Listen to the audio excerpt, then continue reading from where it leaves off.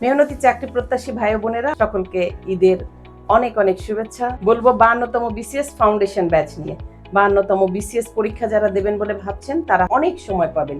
Preliminary, লিখিত, viva এই তিনটি প্রস্তুতি একসাথে গুছিয়ে নেওয়ার জন্য 52তম বিসিএসই হতে পারে আপনার জীবনের প্রথম বিসিএস যদি আপনি কৌশলী পড়াশোনা করেন।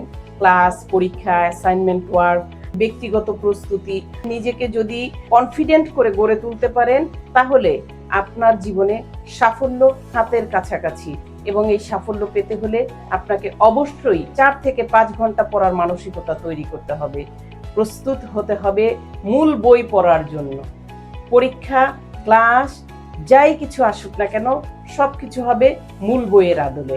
52তম বিসিএস প্রার্থী যারা তারা অনেক সময় পাবেন। এই সময়ে 12 থেকে 15টি বই পড়ে একটি নোট তৈরি করে ফেলতে হবে। এই নোটই আপনাকে নিয়ে যাবে সাফল্যের স্বর্ণ শিখরে। Thank you very much.